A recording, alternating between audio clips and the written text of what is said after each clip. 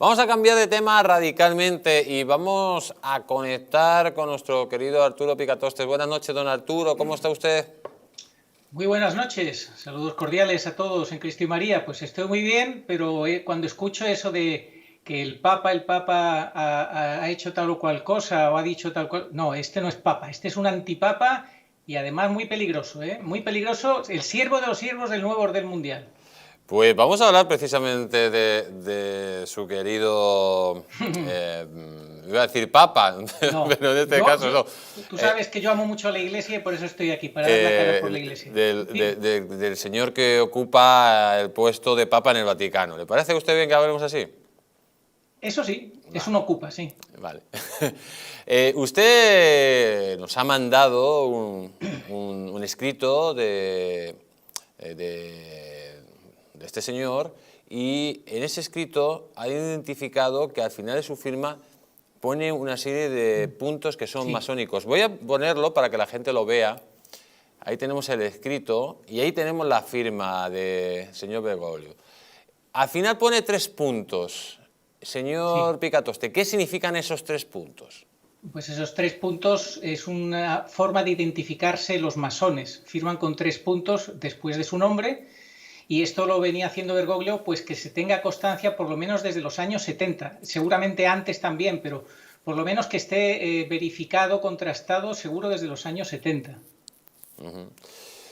O sea que, digamos, tenemos un papa que tiene una cruz que es masónica o Sí, satánica, sí, que no es ni un crucificado ni un buen pastor. Sí, y luego además que abiertamente utiliza símbolos masónicos, que bueno, en cierto modo la masonería y el sí. cristianismo son algo opuestos directamente. No, totalmente opuestos. Está absolutamente condenada por varias encíclicas papales.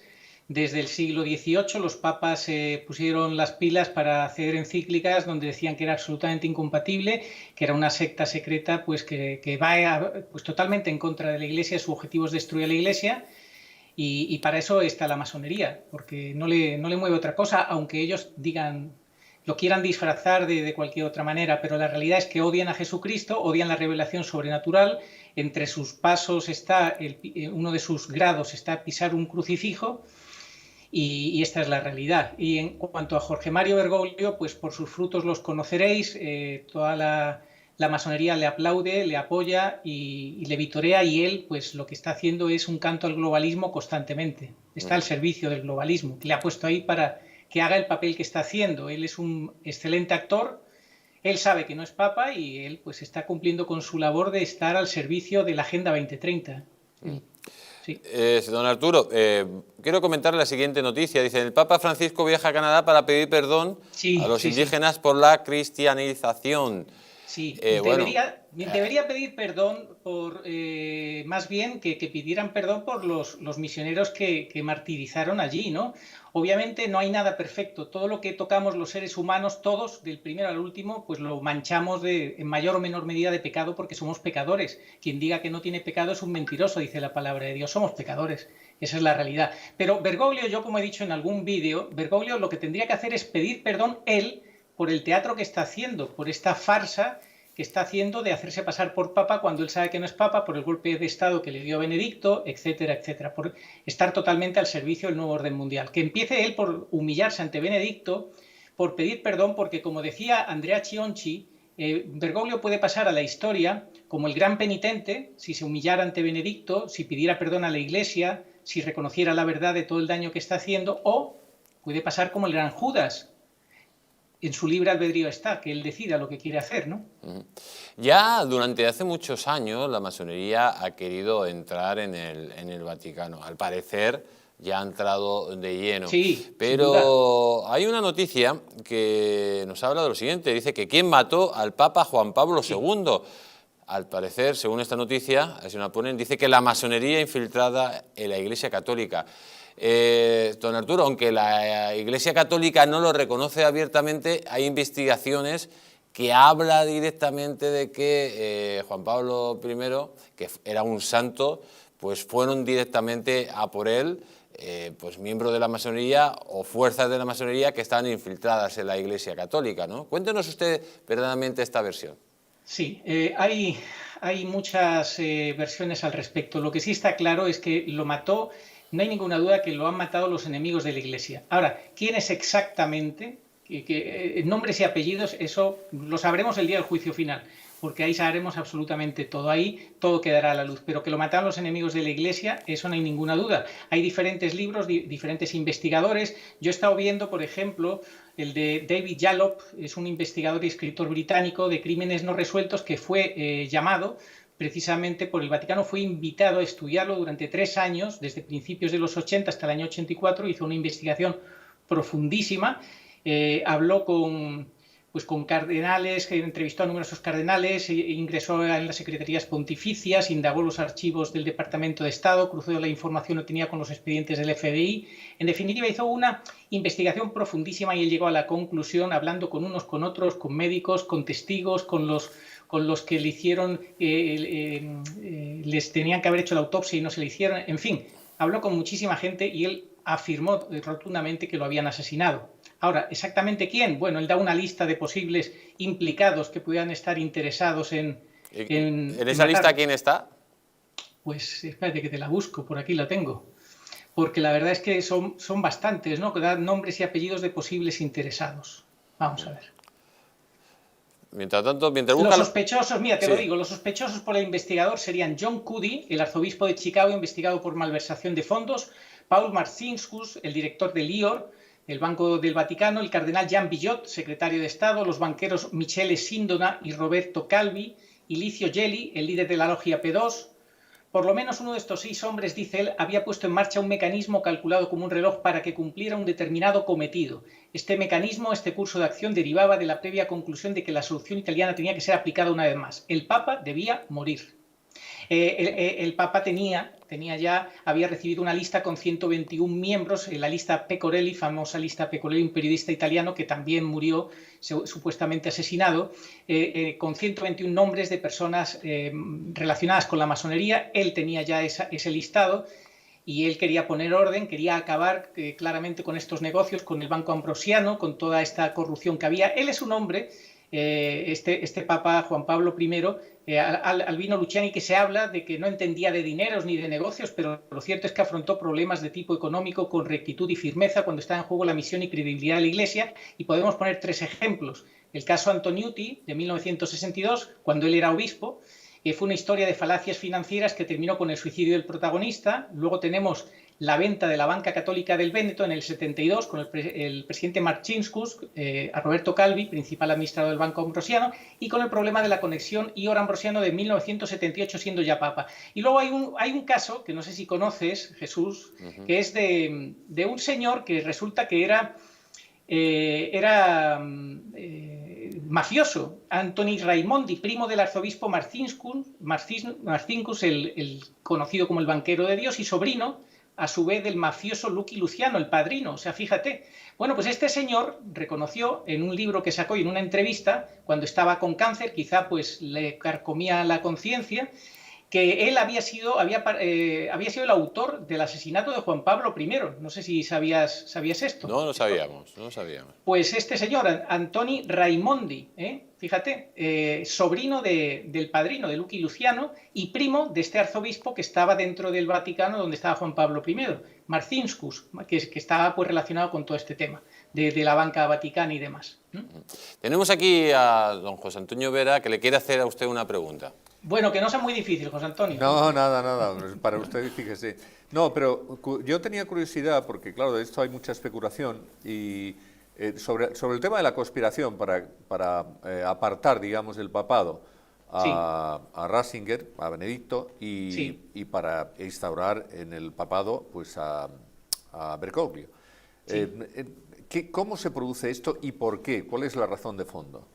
Sí, esto se lo preguntaste a Estefanía y no me importa pues que me lo preguntes a mí otra vez, porque, todas las veces que hablemos de este tema es poco.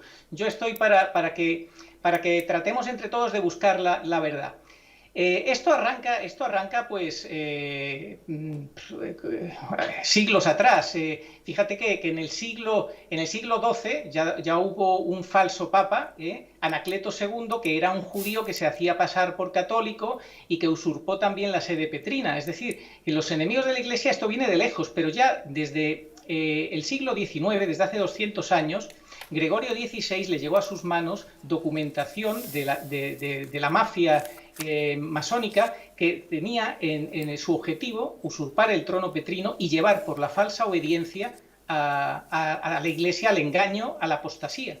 Y entonces tenemos también lo que nos cuenta Malaquí Martín, un jesuita que fue secretario del cardenal Bea, que él leyó el tercer secreto de Fátima, que él estaba al corriente de todo lo que se cocía dentro del Vaticano, conocía todos los entresijos y escribió varios libros muy interesantes, y en alguno de ellos explica qué es lo que quieren hacer y cómo hacen en el año 63 una conjura, una misa negra en los interiores del Vaticano en el año 63, en junio, y se proponen en menos de máximo de 50 años conseguir alcanzar el trono petrino. ¿Con qué objetivo? Con lo que hemos dicho antes, pues llevar a la Iglesia y llevar a la humanidad con la falsa obediencia y con la autoridad que tiene la Iglesia, primero a la destrucción de la Iglesia y luego pues al engaño masivo y a poder ser uno con los poderes de este mundo. La Iglesia siempre se ha opuesto a los poderes de este mundo y a sus mentiras, y ha defendido la verdad, pero si metes a un falso papa, pues ¿cómo? Pues a través de la infiltración, de la estrategia del caballo de Troya. Esto lo han ido haciendo poco a poco. Te cuento que al periodista Jiménez Los Santos, el cardenal este que está en Valencia, Cañizares, Antonio Cañizares, le dijo en el 2013, en una conversación que tuvo con él, que en el cónclave donde se eligió a Bergoglio, un cónclave que es papel mojado, porque si la renuncia de Benedicto no es válida, no sirve realmente para nada. Esto ya ha pasado a lo largo de la historia de la Iglesia, que los que han sido antipapas al final pues se han tenido que echar todo marcha atrás y decir cuál era la realidad y la verdad. Bueno, pues en ese cónclave, que como digo es papel mojado, hubo muchos masones. Lo dijo con toda naturalidad, lo dijo el cardenal Cañizares al periodista Jiménez Los Santos. Entonces, ¿a qué estamos jugando? Bueno, pues a lo que estamos jugando es a que hemos llegado a una situación ya, ahora con Bergoglio, imagínate cómo puede estar la situación de infiltración, ahora que ello es absolutamente irrespirable dentro del Vaticano. La Santísima Virgen María dijo en La Salette, en el año 1846, dijo que Roma se convertiría en la sede del anticristo. Y es que tenemos que escuchar a la reina de los profetas, porque también en España, en Bilbao, cerca de Bilbao, a 20 minutos de Bilbao, en Umbe, hubo unas apariciones marianas que son muy poco conocidas. No están ni aprobadas ni están condenadas, pero os recuerdo que es que los obispos hicieron un pacto entre ellos. Esto lo afirma jurándolo un catedrático, Sánchez Ventura, que dice que un obispo, y da el nombre del obispo, le aseguró que ellos habían hecho un pacto para no aprobar ninguna revelación mariana en España. Bueno, pues en Umbe, entre el año 69 y 71, hubo una serie de mensajes sobre el papado, 4 en concreto. Hubo muchos más en varios años, pero los referentes al papado fueron 4. Y en uno de ellos se hablaba de que iban a hacer 2 cambios. Si queréis os lo puedo leer porque es verdaderamente impresionante, donde Muy rápido, don Arturo. Pues muy rápido, pero vale la pena que lo escuchéis, de verdad. Dice así el mensaje, solamente el final, 23 de mayo del 71. Todos mis hijos tendréis que pedir perdón a Dios. Esto es un aviso de castigo. En el periodo de tiempo que queda cambiarán 2 papas más. Ojo, cambiarán. ¿Quiénes cambiarán? La mafia. Porque los papas en la Iglesia no se cambian, se eligen, se suceden y demás. Cambiarán 2 papas más. Y sigue. El siguiente a estamos en tiempos de Pablo VI, año 71, será bueno, pero morirá pronto. Se cumplió literalmente. Juan Pablo I. Será bueno, pero morirá pronto. Juan Pablo I. Y el próximo, se refiere el próximo al castigo, y el próximo cambio, cuando habla del cambio, el próximo cambio que hará la mafia, será injusto. No se refiere al próximo después de Juan Pablo I o Juan Pablo II, sino el próximo que cambiarán, será injusto. ¿Quién? El que cambian es a Benedicto con el golpe de Estado. Es decir, y el injusto es Bergoglio. Por tanto, es un antipapa, es un falso papa. Pues luego define a ese papa en otros mensajes como hombre violento que pagará por su pena, que no se aparecerá a nadie después de muerto, que no tiene el poder de bendecir en nombre de Dios a los fieles, que su bendición no detendrá la catástrofe, que da libertad en la Iglesia para quitar a los apóstoles de Dios, que quienes le harán caso serán los seglares, pues el papa y los curas no quieren, que quiere buscar la salvación sin Dios. En definitiva, en ese mensaje de 1971, 23 de mayo, nos advierte de que la mafia va a cambiar a dos. Uno, mediante asesinato, que es Juan Pablo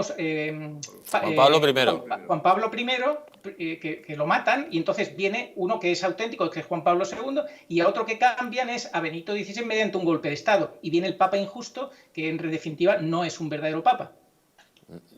Le voy a hacer una pregunta, pero a ver si me lo puede reducir en 30 sí. segundos. ¿Este Papa es el Papa que va a acabar con la Iglesia Católica?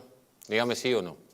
Bueno, la Iglesia Católica nunca tiene la promesa del Señor, las puertas del infierno no prevalecerán, siempre quedará un pequeño resto, pero ese pequeño resto no puede ser, tiene que elegir o Cristo o Bergoglio. O sea, si el que esté con Bergoglio va a ser arrastrado, El que se mantenga fiel en pequeñas comunidades, como dijo Ratzinger cuando todavía no era ni siquiera cardenal, el futuro de la Iglesia serán pequeñitas comunidades, pues no podrá, con la Iglesia no podrá porque tiene la promesa de Cristo. Don Arturo Picatoste, muchísimas gracias por haber estado aquí en El Mundo al Rojo. Un fuerte abrazo. Un abrazo.